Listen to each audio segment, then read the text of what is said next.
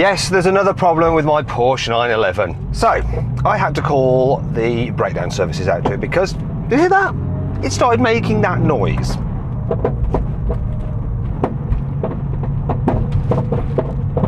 And so I pulled over, called the AA, they came and checked it out, got it up on a jack, had a look underneath, and the man reckoned there might be a problem with my anti-roll bar.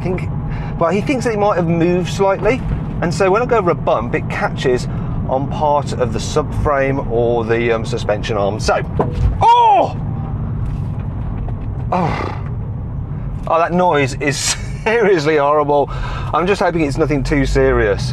What I'm doing now is taking the car to Design 911 in Essex, which is where I had the suspension fitted originally. Going to get them to check it over. I'm also going to have a few things done to the car. That's the reason this is behind me. More about that later. So yeah, I'm going to get some more parts fitted, get a service, but above all else, try and get rid of that noise.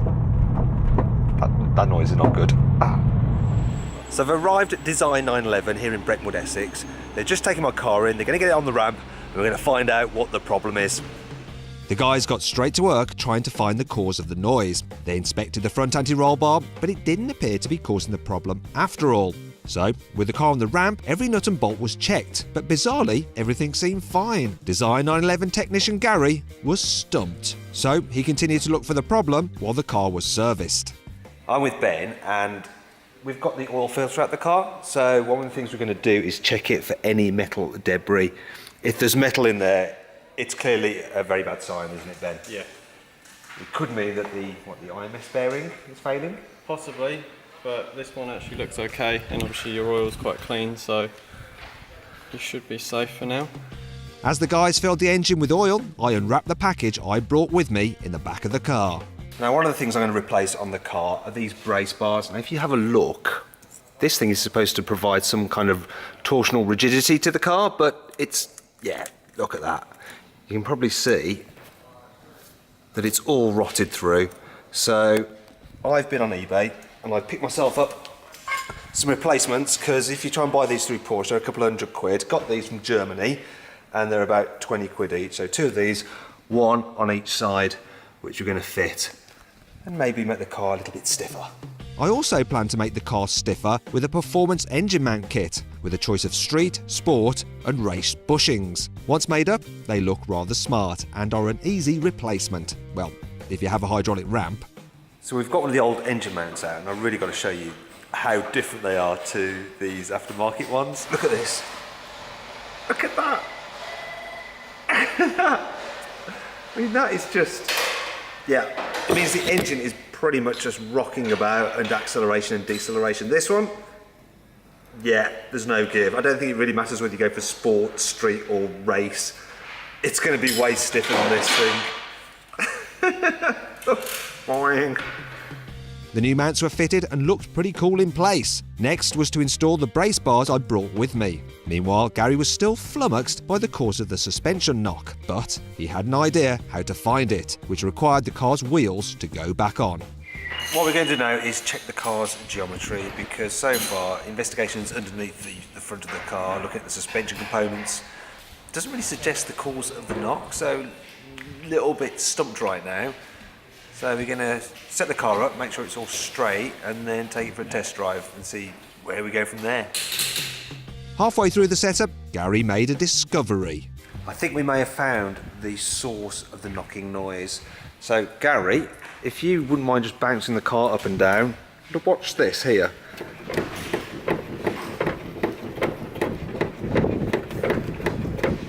Now if you look at it on the other side, that's exactly how it should be, nice and solid. It appears that the top mount, which was actually new, not so long ago, has somehow collapsed and it's caused this problem. So, looks like I'm going to have to fit a new top mount. Bizarre. Have you ever had this happen before, so soon? No. I've never seen that before, no. I must admit, especially being a new one, I've never seen an old one. Gary set about removing the faulty part so we could inspect it. Oh my gosh! That is not a good thing, is it? What do you reckon happened there? I don't know. Because it's a new top mount, wasn't it? A bit of a malfunction, yeah. Faulty part, or...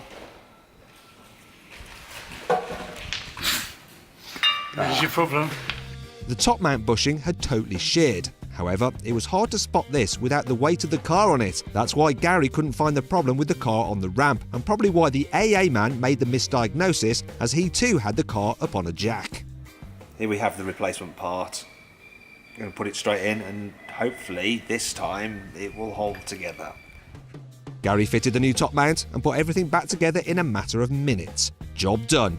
Well, not quite.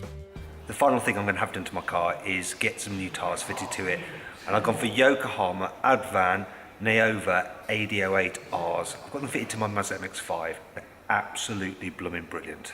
They're almost like cut slicks, but they've got enough tread depth that you can clear water with them, so you don't go sliding about all over the place when it's wet. But they have a really, really thick sidewall, so you get nice response and feel through them. They're a really good tyre. It didn't take long for the guys at Design 911 to swap the rubber over and get the wheels back on the car. So I've had all the tyres replaced, the wheels have been balanced, the wheels gone back on the car, being lowered down, they're just being torqued up now. And that's it, the car is done. All it remains for me to do is pay the bill and then drive the car home and see what it's like. So, while I settled up, the guys did a final geometry check and I was good to go. Right then, here we go. Test drive on the way home. See how this car feels. Well, it's not, it's not doing that annoying knocking over bumps. The back end feels different for sure. It just feels like the back and the front are joined together better. Why would they not fit these engine mounts as standard? It doesn't seem to be noisier or more vibey. And there's a roundabout up here. Let's just try it over the roundabout. The steering feels better on these tyres. Let's try this. See how it fares around here. Blimey, yes. These tyres are lovely. I can tell already. And they're not even scrubbed in. These tyres are wicked. You can tell they've got a firmer, stiffer sidewall. Those engine mounts are a great idea. The tyres, lovely. And thankfully, the suspension's fine.